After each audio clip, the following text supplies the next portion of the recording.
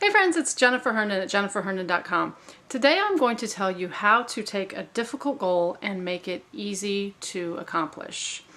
I don't know if you're like me in this respect, but every day when I make my to-do list, I put things on there intentionally that are pretty easy to accomplish.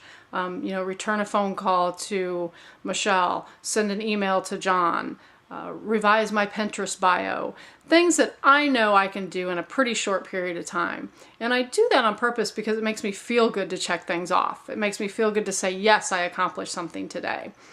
On top of those little necessary but easy to do things, I always also have the harder stuff. And how I used to do it was, on my to-do list, I would include things like work on my ebook, work on that custom app I've been trying to put together for my Facebook timeline. And anytime I had something like that where it was kind of like, oh, work on it, because it was a big project, I found that I wasn't ever really getting to that. I would look at that and say, oh, work on my ebook. Ebook, oh my God, that's going to take me 40 hours to write that thing. I don't have time to work on that right now. I need to go off to something that's easier to do. And what I found is these things that are these big projects, the harder projects, are often the money-making projects, the things that you have to do in your business if you want to make money. And putting them off is therefore not a good thing. When you have a big project, then here's what you need to do. This has worked fabulously for me and for other people, lots and lots of other people too.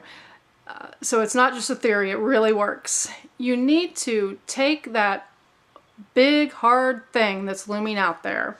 It could be, I found two things that are really difficult goals to meet are things that are big projects or things that are new to you, things you haven't done before, so it's an unknown, you're not sure of yourself.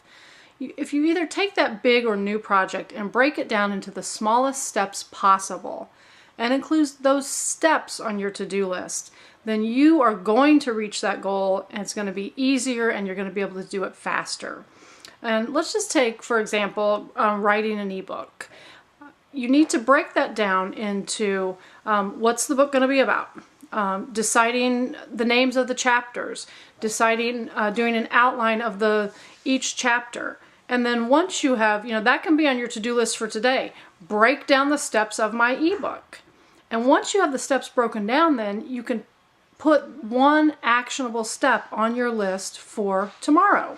So instead of that sort of nebulous work on my ebook, which could mean write one word or finish the whole thing, doesn't give you any specific action to take, you've got something that you have to complete today.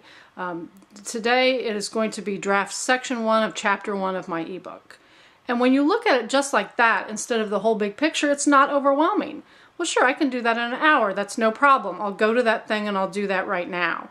And you're way less likely to put things off if it's doable. If it looks like within the time frame that you have to work, what you've set aside today, you can accomplish this goal. You'll do it, you'll check it off, you'll feel good about it. It's important for it to be defined, specific, not open-ended, and doable. So that is my advice for you today. It works. Like I say, it works. I know Zig Ziglar talks about having written, I think it's See You at the Top, 1.5 pages a day is what he wrote to finish that book.